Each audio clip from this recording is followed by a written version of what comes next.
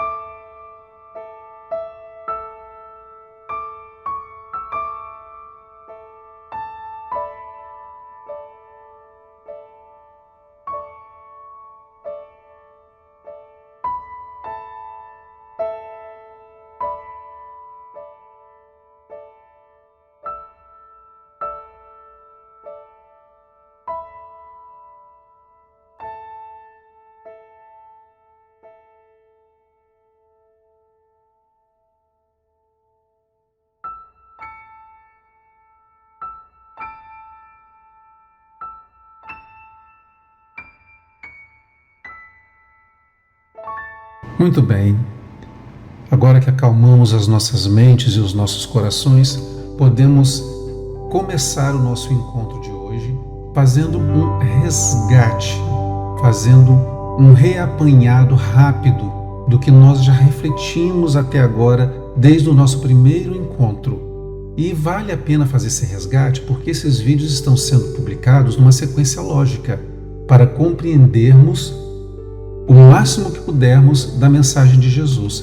Então, na nossa primeira RDE, estudamos a fundo a oração do Pai Nosso. E ali, sugiro que se você não viu, veja, assista esse vídeo para entender que somos praticamente obrigados a nos preocupar com todos, além de nós mesmos. E aí o exemplo que eu uso da própria oração é: o pão nosso de cada dia nos dai hoje. A gente não reza essa oração falando assim: o meu pão me dá hoje. Essa prece não é para mim, essa prece é para nós. Então esse é o primeiro aprendizado a outros, e aí eu convido você a assistir, caso não tenha assistido a primeira RDE. A segunda RDE é o grande mandamento. Ali é reforçado esse caráter que Jesus coloca na oração do Pai Nosso, nos atrelando no segundo mandamento, que é amar o próximo como a si mesmo. Eu não consigo amar o próximo se eu não me amar, ou eu não consigo me amar se eu não amar o próximo. O amor é que deve nos unir. E aí, no grande mandamento, que é quando ele é perguntado: mestre, qual é o grande mandamento? Ele fala: amar a Deus sobre todas as coisas. Descobrimos que somos atrelados, quase, entre aspas, acorrentados uns aos outros no segundo mandamento apresentado por Jesus, que literalmente nos cobra que nos amemos uns aos outros. Então percebam que esse segundo RDE, caso você não tenha assistido, assista. Na nossa terceira RDE, porque ficou uma dúvida na segunda, né? E Jesus nos pede que nos amemos, mas nós não sabemos exatamente o que é amar. O que é essa coisa chamada amor? Nós confundimos o amor muito com os conceitos do mundo, mas Jesus está falando de um amor muito mais amplo, muito maior do que este do mundo. E esta explicação, ela vem dada na nossa terceira RDE com o título Hino à Caridade, que é a primeira carta de Paulo à cidade de Coríntios. E ali nós vemos que amar é ter posturas, é desenvolver características consigo e com os outros dignas de anjos e de seres celestiais poderosos.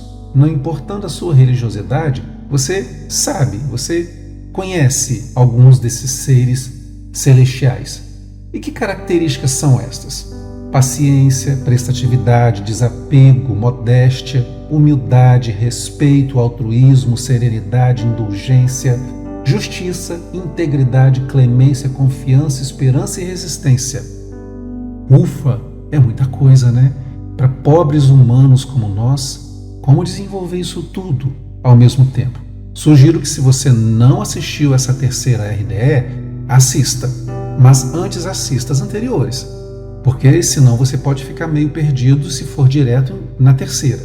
A quarta RDE é por que Jesus fala por parábolas. É importante porque ficou uma dúvida na terceira, né? Aquela lista de características que a gente precisa desenvolver para poder agregar este amor e obedecer os 2 grandes mandamentos e entender melhor a oração do Pai Nosso, é respondida nesta passagem que Jesus responde aos apóstolos. Por que ele explica, por que ele fala mais por parábolas do que diretamente. E para desenvolver aquelas características, fica bem evidente nessa quarta RDE que é preciso vontade própria. E isso depende de compreendermos mecanismos, engrenagens, celestiais ou divinas, não importa o nome que você queira dar, que Jesus nos ensina quando responde essa pergunta aos apóstolos. Mas a maioria de nós não consegue entender e se deixa adoecer pelos ditames mundanos. Por mais que desejemos curas, por mais que a gente se enfie em templos religiosos e faça promessas e pague dízimos e, enfim, siga todos os rituais que cada religiosidade tem, não consegue aquela cura daquele setor da sua vida. Porque quando se fala em cura aqui, não se está falando apenas de cura de doenças. Fala-se também de diversas curas diferentes. Então, de repente, o seu problema que você quer resolver é um problema financeiro, ou é um problema profissional, ou é uma questão familiar. E aí você quer curar essa situação. O seu desejo é esse, mas não se consegue. Por que não se consegue? Jesus deixa claro que a origem desse insucesso nessa cura passa pelo coração. Como assim? Aqui a gente precisa relembrar que nos tempos de Jesus o coração não era a sede apenas dos sentimentos como hoje é. Quando se fala em coração hoje, né, se pensa logo em sentimentos e emoções. Naquele tempo, o coração era a sede do pensamento e também do raciocínio. Então, quando Jesus fala do coração, ele está falando também da capacidade de pensar e de raciocinar. E aí, a gente passa para a quinta RDE, que deixamos solta. Na verdade, não fizemos nenhum apontamento para a leitura para vocês. Deixamos que cada um de vocês buscasse nas Escrituras aquela pergunta mais importante. Como assim? Como é que eu investigo o meu coração? Porque tendo em vista que se eu quero a cura e eu preciso me converter, ou seja, me transformar perante Deus, perante os outros e, claro, primeiro perante a mim mesmo, e para isso eu preciso me compreender, o que exige de mim visão e audição das mensagens do alto, aquelas espirituais e divinas, e que para isso eu preciso abrir o meu coração, isso tudo explicado na quarta RDE. A pergunta é, como é que eu abro o meu coração? Se o meu coração está trancado, se ele está fechado e alguns de nós pegou e jogou a chave fora, como é que eu recupero isso? Esta é a proposta da quinta RDE, que é esta que está começando agora. E começa exatamente com esse título, Coração e Boca. Percebam que Jesus, quando se refere a olhos de ver e ouvidos de ouvir, ele nos chama a abrir mais os nossos olhos e abrir mais os nossos ouvidos, deixando dito que nós estamos com os nossos olhos e os nossos ouvidos muito fechados e tapados, mas o contrário, quando ele fala da boca, é porque a nossa boca está falando muito. Quando ele fala da boca, é para criticar, porque a gente abre demais a boca. Quando Jesus fala de olhos e ouvidos, também é uma crítica, mas no sentido contrário, de que nós estamos fechando demais os nossos ouvidos e os nossos olhos. E aí, lá em Mateus capítulo 15, versículos 11 e 17 a 19, nós vamos entender essa relação do coração com a boca e vamos perceber um pouco melhor o que nos contamina, o que nos adoece. De onde vêm essas ameaças ao nosso ser? E aqui vamos entender o poder das palavras e referendar o pressuposto básico desse canal, que é ter em mente que as palavras têm poder. E se é assim, devemos ter cuidado tanto ao recebê-las como ao proferi-las. O simples ato de pensar, você não precisa nem abrir a boca, só pensar, sem emitir nenhum som, já movimenta forças universais que o ser humano ainda desconhece, mas que foram indicados por Jesus. Esse quinto RDE vale a pena acompanhar. Então vamos seguir e ir para Mateus 15, versículos 11 e 17. Vejam bem aí essa imagem, né? A boca falando o tempo inteiro e o ouvido ali inerte, será que está ouvindo? Vamos ver o que Jesus nos conta. Versículo 11. Não é o que entra pela boca que torna o homem impuro, mas o que sai da boca, isso sim o torna impuro. Não entendeis que tudo que entra pela boca vai para o ventre e daí para a fossa? Essa passagem precisa ser contextualizada, né? Os apóstolos e Jesus são cobrados pelos fariseus por não lavarem as mãos antes das refeições. E aqui a gente, vivendo hoje, né, nós compreendemos bem a importância do asseio e de lavar as mãos, principalmente no momento que a gente está vivendo, né, de pandemia, um vírus mortal ainda acontecendo no nosso planeta, o quanto ficou ainda mais importante fazer isso.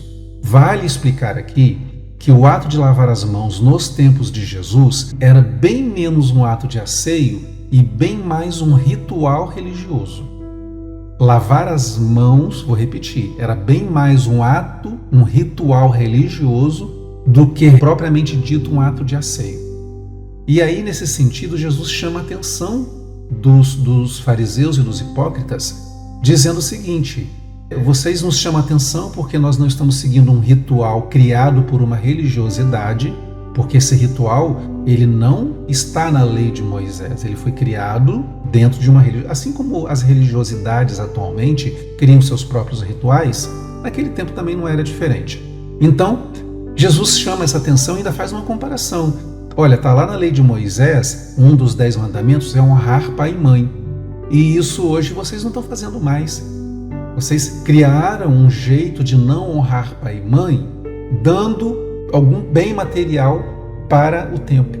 E aí, quando você dá esse bem material para o templo, você simplesmente abre mão desta obrigação de honrar pai e mãe. E isso é um pecado perante Deus. Você não está cumprindo a lei de Deus.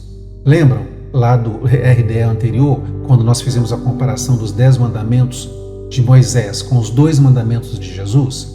O segundo mandamento é amar o próximo como a si mesmo. Então, quem ama o próximo a si mesmo vai amar, obviamente, o pai e a mãe e vai honrá-los.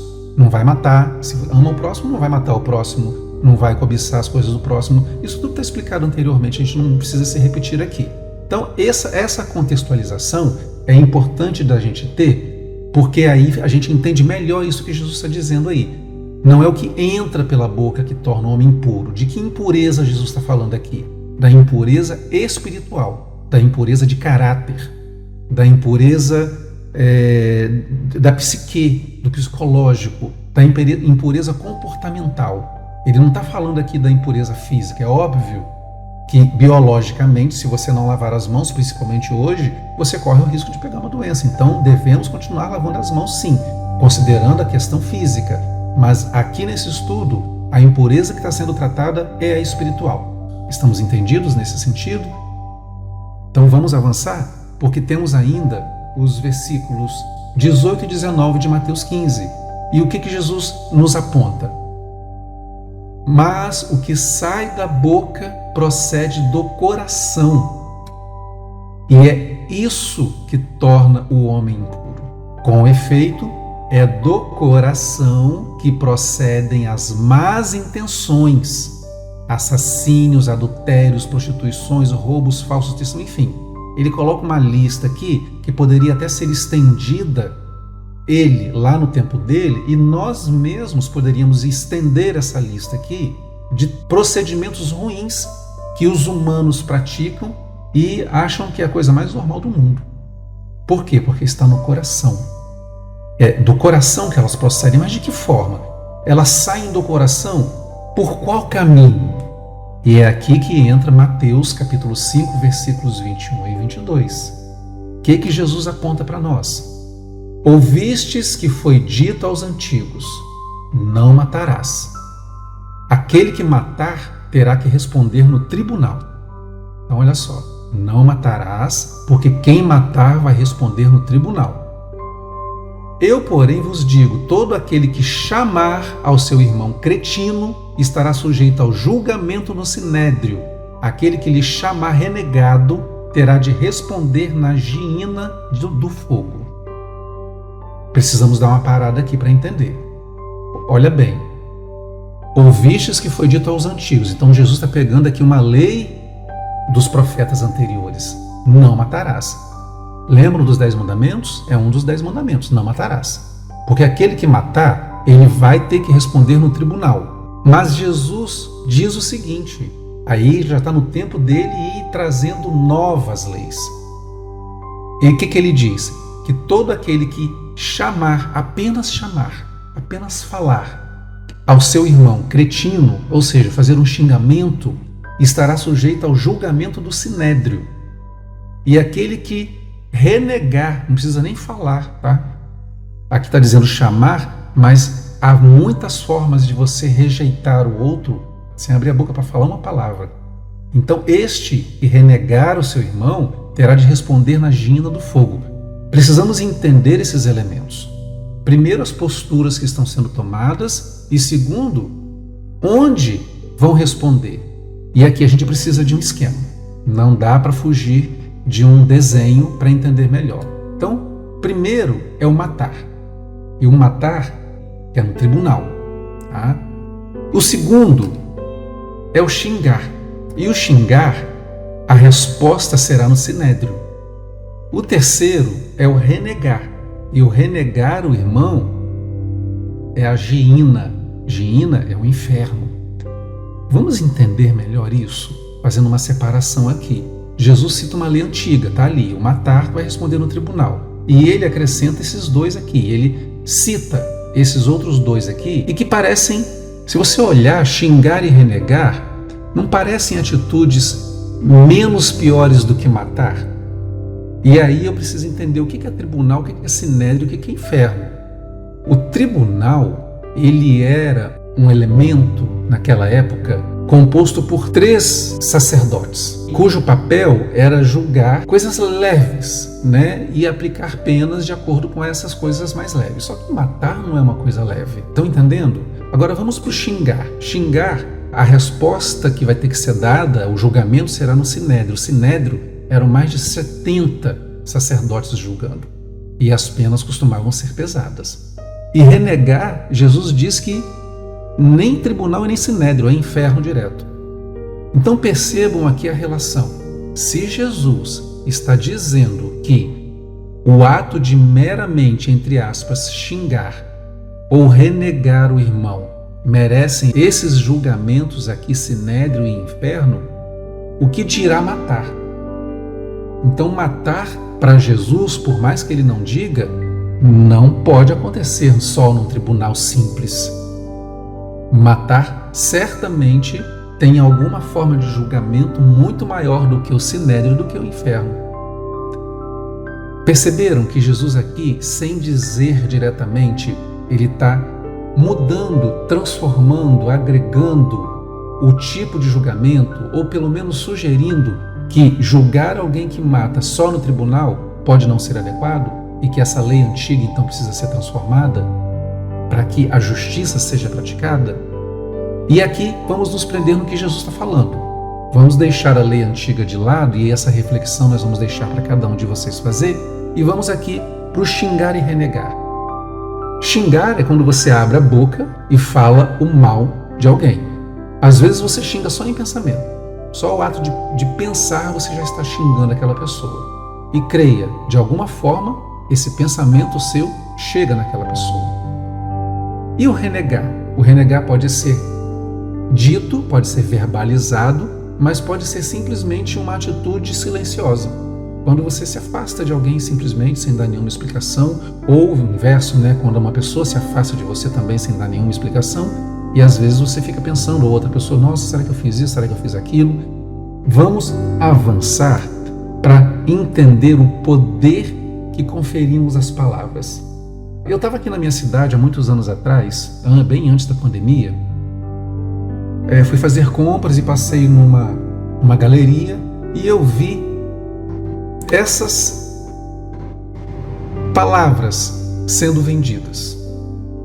Aí eu achei interessante, né? Poxa, que legal, né? Tantas palavras maneiras aí, palavras positivas. Eu achei bonito. Não me interessei por nenhuma delas, né? Mas achei a ideia boa, né? Poder comprar uma, colar numa parede. Eu queria que vocês olhassem com calma cada uma dessas palavras aí e queria saber se vocês percebem alguma que parece destoar. Vou dar aí uns 10 segundos para vocês.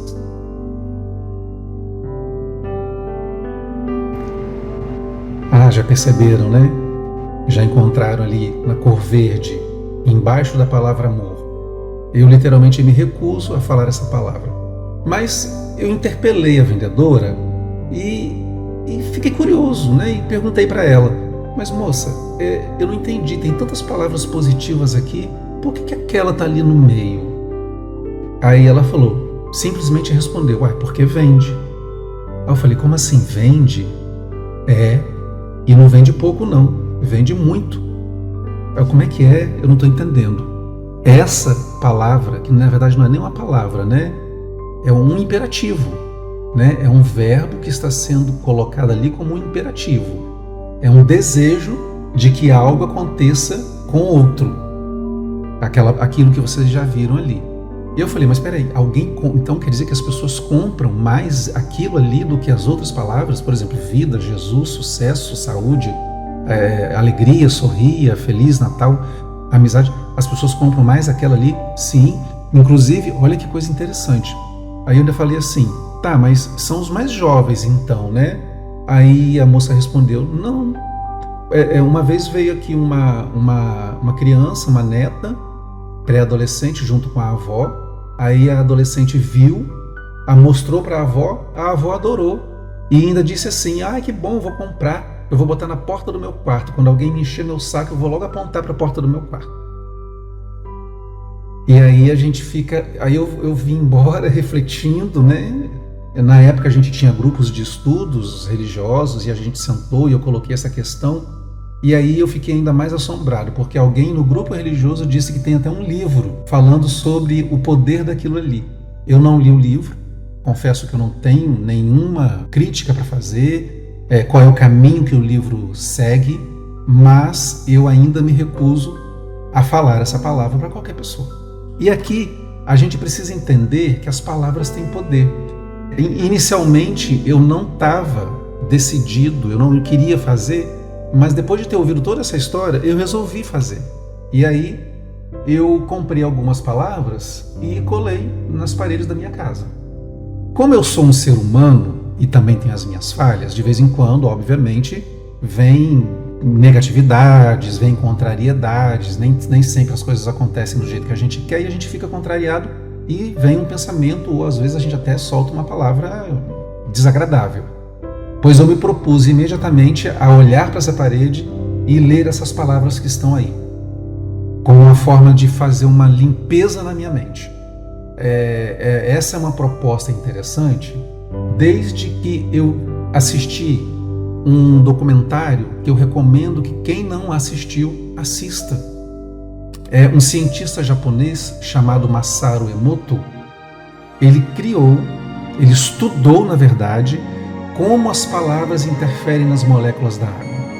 O que vocês estão vendo aí aparecendo, essas belíssimas esculturas, são moléculas de água submetidas a palavras positivas. Eu vou deixar o link desse vídeo aqui embaixo, no campo da descrição. É meia hora apenas. Em meia hora você vai entender o poder das palavras. Então aqui a gente vê como que a palavra, antes de sair pela boca, ela vem do pensamento. E o pensamento era, nos tempos de Jesus, a sede ficava onde? No coração. Então é do coração que vêm as palavras.